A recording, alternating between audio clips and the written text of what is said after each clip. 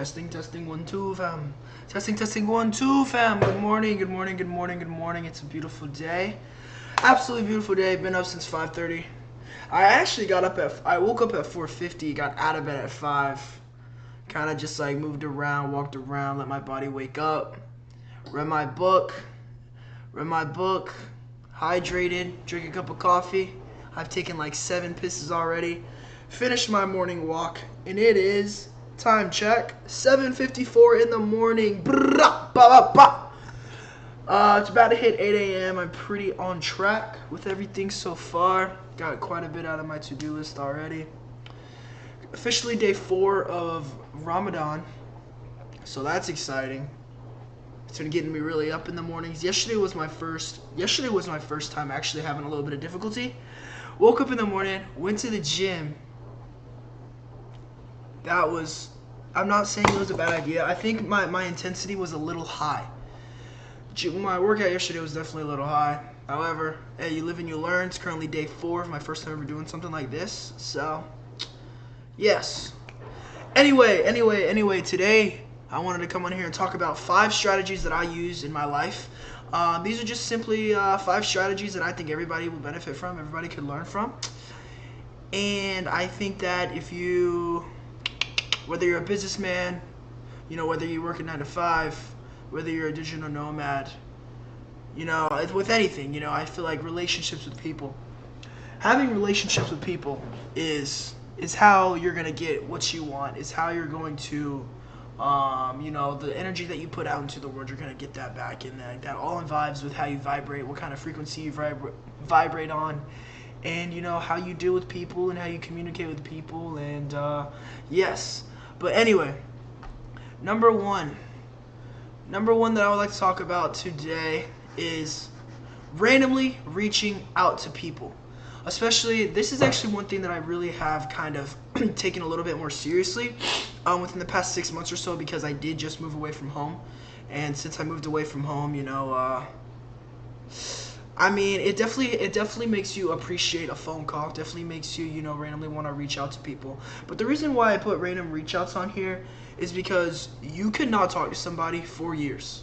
You could not talk to somebody for 1, 2, 3, 4 years, and a simple text, a simple phone call, letting them know, like, hey, what's up, man, or, what's up, girl, just wanted to reach out, and, I was just thinking about you, like, shit, what you been up to, how you doing?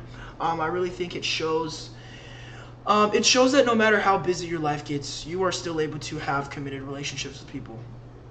Not a relationship, but you know what I mean. Like, you're able to still have these relationships with people.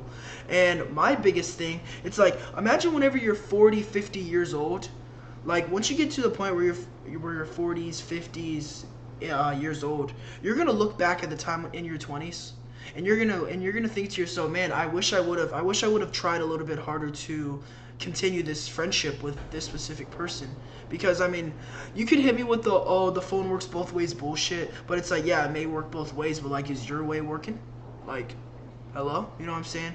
But random reach outs, I do this one a lot. Within the past 6 months, if you have ever received a text from me, ever received a phone call from me just randomly, that is because, I love you and I think about you, and whether you have or haven't received a call from me or a text from me, chances are, if you've ever been a part of my life in any way, I think about you often, and I'm sure a lot of people can relate to that.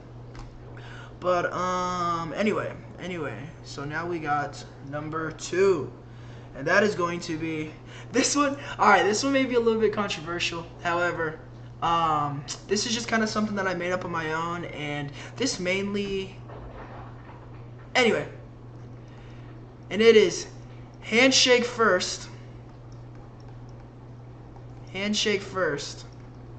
hug second. And this kind of goes, this is more so for mutual friends, I will say. Like, I think this definitely works best whenever, it's a mutual friend or a friend of a friend, family member of a friend, family of a family member. And what I mean by handshake first, hug second is the first time you meet somebody, shake their hand, firm as fuck, look them in the eye. Hello, my name is Jay, nice to meet you. Like, hello, my name is Karen, nice to meet you. Hello, my name is Jill, nice to meet you. You know what I'm saying? Like,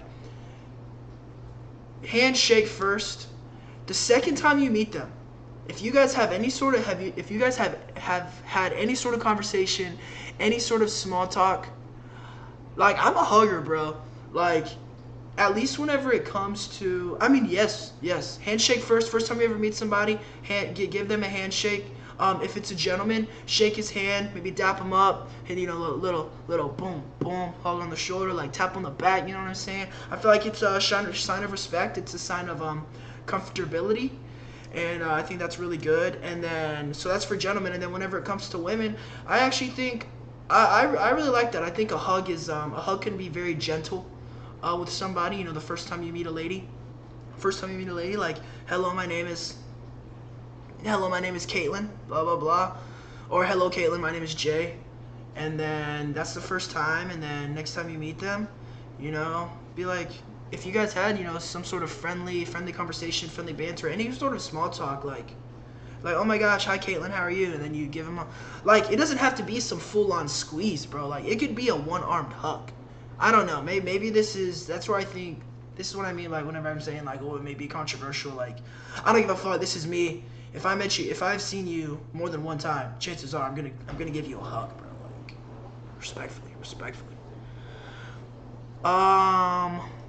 Number 3.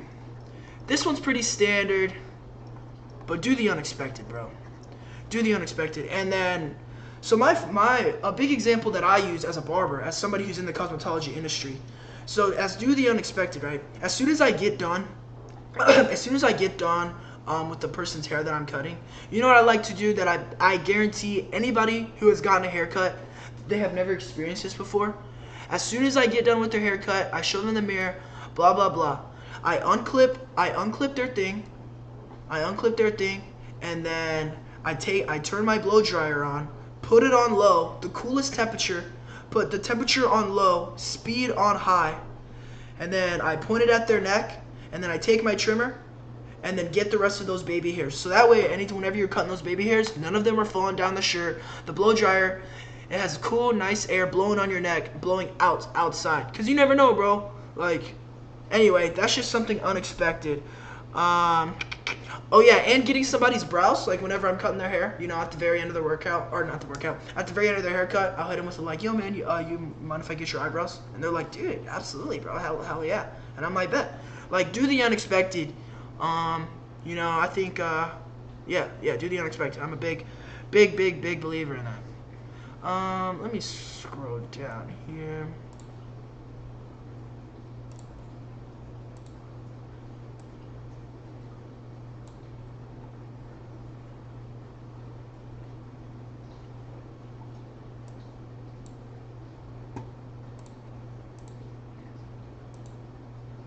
All right, number 4. And this is number 4. I'm going to put spread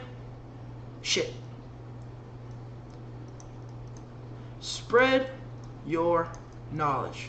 And whenever I say this, I'm not talking about, you know, give unsolicited advice, you know, give unsolicited direction, because that can be fucking annoying. However, like if you're talking to let's say somebody who's first out starting their own business or starting off their own side hustle, any kind of knowledge that you have in that specific topic, in that specific area, give it to them. Spread it as much as you can. You know, I give a lot of thanks to my friend Christian, actually. You know, best friend, lived with him for fucking 5 years. We grew up together, you know. But anyway, he's the one who really put me on the like whole spread your knowledge for free kind of thing. And then, you know, I could get into a whole nother reason as to why, or like how this started, I guess. But I'm a big believer in spreading your knowledge. Spread what's on your mind. Spread what you think about. Spread any sort of facts or tips that you might know, and this could help anybody in a long way. For example, the whole blow drying somebody's neck after a haircut, or getting somebody's eyebrows after their haircut. Like, that is just simple knowledge or simple, you know, tips that I have to help somebody else grow. And anytime that you could incorporate that into your life, helping somebody kind of take that next step, helping somebody just like grow as a person, I think I take a lot of value in that. I think that is a very high value character trait that somebody can have. Would just be like spreading your knowledge, always trying to help people, always trying to help somebody grow. All right, and then we got number 5, and number 5 is 5 strategies that I use in life.